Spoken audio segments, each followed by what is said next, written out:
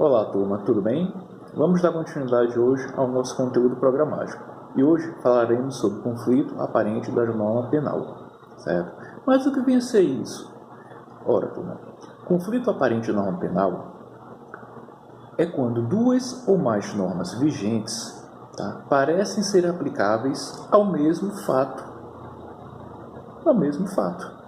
Em outras palavras, turma, é quando a conduta praticada pelo autor enquadra-se em mais de um tipo penal, sendo que no caso, o autor não poderá responder por mais de um crime, em tese, sob pena de ocorrer o que nós chamamos do bis in idem, que nós vimos quando tratamos dos princípios penais. Tranquilo, gente? Ora, turma, a partir desse conceito, nós podemos destacar 4 requisitos que são fundamentais para a existência desse conflito, desse suposto conflito. Quais sejam? Primeiro requisito, a unidade de fato. Então tem que existir um único fato. Segundo requisito, a pluralidade de dispositivos legais aparentemente aplicáveis ao mesmo fato. Terceiro requisito, turma, vigência e validade simultânea de todos os dispositivos legais aparentemente aplicáveis. Ora, turma, se essas supostas normas penais não tivesse validade, só apenas uma, não vou aplicar qual? A que está valendo. Então tem que ter validade simultânea, vigência e validade simultânea das normas aparentemente conflitantes. Certinho? E o quarto e último requisito, turma, é a aplicabilidade de apenas um único dispositivo legal. Ora, se eu puder aplicar mais de um, não há conflito, né? Então, no mesmo fato, uma unidade de fato, certo? Pluralidade de dispositivos legais aparentemente aplicáveis a esse fato, que essas normas conflitantes, supostamente conflitantes, estejam vigendo e válidas, e que só uma poderá ser aplicada ao fato concreto. Tranquilo, turma? Beleza, Ivo. Gente, existem alguns princípios, que falam, que tratam, que versam sobre esse conflito aparente de normas. Quais sejam? É o princípio ou critério da especialidade, princípio ou critério da subsidiariedade, princípio ou critério da consunção ou absorção e princípio ou critério da alternatividade. Vamos falar rapidamente de cada um. Vamos conceituar cada um. Primeiro princípio ou critério, que é o da especialidade. O que significa isso, gente?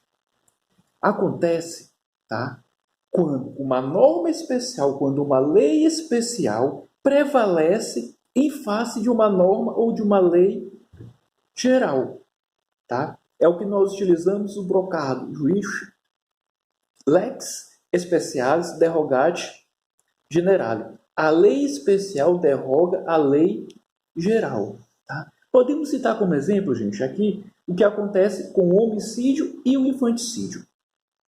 O que é o homicídio? O homicídio é a lei geral, matar alguém. O infanticídio é a lei especial, um tipo especial, que é matar alguém matar o filho sob o estado puerperal, Quem é que está no estado puerperal? Quem é que pode matar o filho? É a mãe, Então, se uma mãe vier a cometer o homicídio, matar o filho durante o parto ou logo após o parto, ela vai estar vai responder pelo crime de infanticídio, e não pelo crime de homicídio. Então, a lei especial, o tipo especial infanticídio vai prevalecer sobre o tipo geral, o homicídio. Tranquilo, gente? Beleza. Segundo princípio ou critério, é o princípio ou critério da subsidiariedade. O que significa isso, gente? É quando a lei principal afasta a utilização de uma lei secundária, tá? Que nesse caso vai funcionar como um soldado de reserva, tá? Como bem conceitua o brilhante doutrinador Nelson Hungria, certinho? Esse princípio se subdivide em dois. É a subsidiariedade expressa e a subsidiariedade tácita. A subsidiariedade expressa, turma, o que significa? Tá? É quando a própria lei determina que só será aplicada a lei mais branda se o fato não constituir um crime mais grave. Tá? Então, eu só vou utilizar a lei mais benéfica, a lei mais branda, se ele não constituir um crime mais grave. Podemos citar como exemplos, turma, os artigos 132, 238, 314, 325 e 327, todos do nosso Código Penal. Tranquilo? E, Ivo, quando é que vai ser a subsidiariedade tácita? Ora, gente, vamos lá. Subsidiariedade tácita, tá? É quando os elementos de um tipo, tá? É quando os elementos de um tipo estão contidos na forma de elementares ou de circunstâncias acidentais de outro tipo. E tu pode simplificar para ficar mais claro? Posso, gente. Vamos lá. O crime de ameaça, previsto no artigo 147 do nosso Código Penal. Tá? Ele integra, turma, tá? O crime de ameaça integra, tá? O crime de constrangimento ilegal, previsto no artigo 146 também do nosso Código Penal. De maneira, turma, que o agente, tá? Ao cometer o crime de constrangimento ilegal, tá? Sob uma grave ameaça, tá? Ele não responderá pelo crime de ameaça, tão somente pelo crime de constrangimento ilegal, mediante grave ameaça. Tranquilo, turma? Beleza, vamos para frente. O terceiro princípio, gente, o princípio ou critério da compulsão ou da absorção. O que significa isso, gente? Quando é que vai ocorrer esse princípio? Gente, significa que é quando um fato previsto, tá? Um fato previsto em uma determinada norma, em uma determinada lei, é compreendido por uma outra mais abrangente. Em outras palavras, turma, é quando o crime fim absorve o crime meio. E não entendi. Tu pode dar um exemplo para ficar mais claro? Posso, gente. Vamos lá. Um exemplo bem prático. No crime de homicídio, turma. O que acontece no crime de homicídio? Para ele matar alguém, ele vai ter que causar uma lesão, né? O cidadão, ao matar alguém, ele vai responder por homicídio, por lesão corporal? Não, turma, ele vai responder só pelo homicídio. Então, para ele chegar ao crime fim, homicídio, ele vai ter que causar uma lesão, tá? Que é o crime meio. Então, o crime fim vai absorver o crime meio. Tranquilo, gente? Beleza? Duas observações, gente. Quando um crime, tá? Quando um crime for um meio necessário ou uma fase normal de preparação, tá? Ou de execução de outro crime, tá? Acontece esse princípio, utiliza o princípio da concussão ou da absorção. Foi justamente o crime, o exemplo que eu acabei de dar, tá? O crime de homicídio absorve o crime de lesão corporal. Tranquilo? O outro, hipóteses, turma. Nos casos de antefato ou pós-fato, impuníveis, tá? Aqui a gente pode exemplificar esse caso, gente, é o preenchimento, tá, turma? E a falsa assinatura colocada no cheque, tá? Eu só preencher o cheque e assinar são artefatos impuníveis. Eu não sou punido, tá? Eu vou ser punido o quê? Tá? Pelo crime de estelionato. certinho? É a mesma coisa. Para eu praticar o crime de estelionato com o cheque, eu vou ter que fraudar a assinatura de alguém. Tranquilo, turma? Beleza. E o quarto princípio ou critério? É o princípio ou critério da alternatividade. O que significa isso, turma? Ocorre quando nos deparamos, turma, com crimes de ação múltipla. E o que são crimes de ação múltipla? São aqueles crimes que tem vários núcleos, vários verbos, tá? Nesse caso, turma, podemos dizer que não há um conflito entre normas, mas o conflito existente é dentro do próprio tipo penal, dentro da própria norma. Não entre normas, mas é existente dentro da própria norma. Podemos citar como exemplo, gente, o artigo 33 da Lei 11.343/2006, que fala sobre crime de tráfico. Tá? Se vocês pegarem lá, esse artigo ele tem vários números, vários verbos, são várias ações, então, mas ele vai ser punido por uma única conduta, que é o crime de tráfico. Tranquilo, turma? Tranquilo? Beleza. Vamos falar agora um pouquinho, iniciar nossa conversa sobre a aplicação da lei penal no tempo, tá? Aplicação, para que serve, gente? Gente, o princípio que reza da aplicação penal, da lei penal no tempo, é o princípio da extratividade, tá? Da norma penal. E o que é esse princípio? O que diz esse princípio? Turma, esse princípio diz que a aplicação da lei penal a um fato ocorrido, tá, antes da sua vigência e tornando-a retroativa ou a um fato acontecido após a sua revogação, tornando-a ultraativa.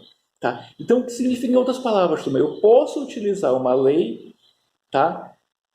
Antes da sua vigência, ela pode retroagir um fato anterior à sua vigência, como eu posso utilizar a lei penal após a sua revogação. Tá? Então, o princípio da extratividade podemos dividir em dois aspectos, que é o da ultraatividade e a retroatividade. Ultraatividade, gente, o que significa? É quando determinada lei revogada ultrapassa a barreira de sua revogação, tá? Alcançando um fato futuro, tá? E produzindo efeitos, desde que seja favorável ao réu. Tá? Então, ultraatividade é utilizar, é avançar a lei no tempo, tá? Beleza? E a retroatividade? O que significa retroatividade? É quando determinada lei, após a sua revogação, tá, volta no tempo, aplicando-se a certo fato. Lembrando que, da mesma maneira do ultraatividade, ela só será utilizada se for favorecer o réu. Tá? Então, só nós utilizamos a ultraatividade, tanto a retroatividade, se for para beneficiar o réu, nunca para prejudicar. Tranquilo, turma? Beleza. E o tempo do crime? Poxa, mas por que eu tenho que saber o tempo do crime? Quando que aconteceu o crime? Para que serve isso aí? Ora, turma, é necessário que eu saiba, tá?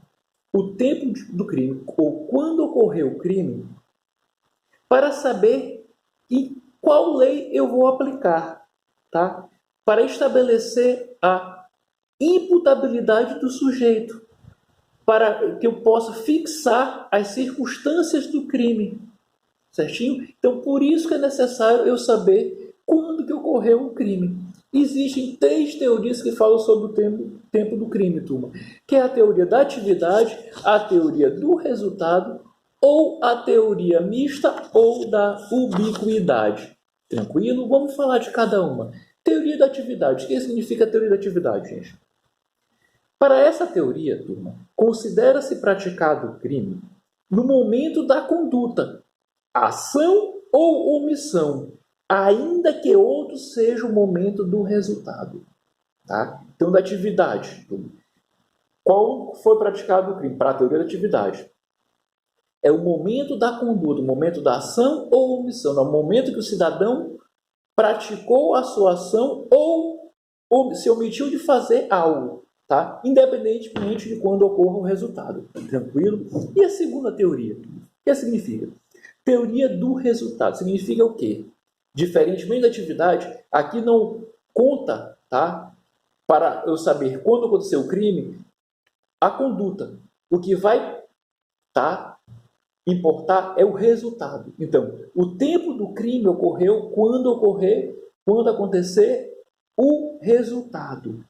Tá? Então, considera-se o momento do crime quando vier a acontecer o resultado. Tranquilo, gente? E a terceira e última teoria, a teoria da ubiquidade ou misto. Ora, gente, quando eu falo misto, é o quê?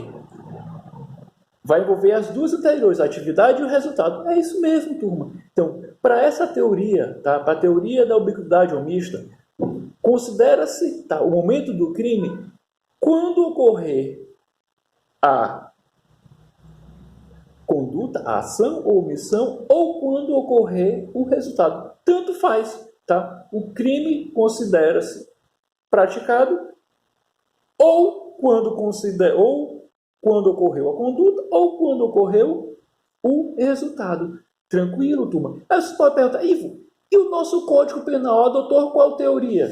Gente, vamos lá. Vamos ver o que diz o artigo 3º do nosso Código Penal. Tá? Eu dizendo, o artigo 4º do nosso Código Penal. Lá está especificado que o nosso Código Penal adotou a teoria da atividade. Isto é, o tempo do crime é o momento da ação ou da omissão, o momento da conduta, pouco importando o momento. Tibúcio, tá? Proferiu um tiro em Joãozinho, tá? Hoje, dia 14 de abril. Joãozinho foi hospitalizado, foi socorrido, foi levado para o hospital. Veio a óbito em decorrência desse tiro, tá? No dia 20 de abril. Pergunta: quando será o tempo do crime? Quando que ocorreu o crime? Ora, turma, de acordo com a teoria da atividade, de acordo com o artigo 4º do nosso Código Penal, tá? O crime foi consumado, ocorreu, turma, tá? No dia 14, no dia de hoje, que foi no momento que ele desferiu o tiro. Tranquilo, turma? Beleza. Gente, vamos parar por aqui. Na próxima aula vamos continuar falando ainda sobre a aplicação da lei penal no tempo. Um abraço a todos.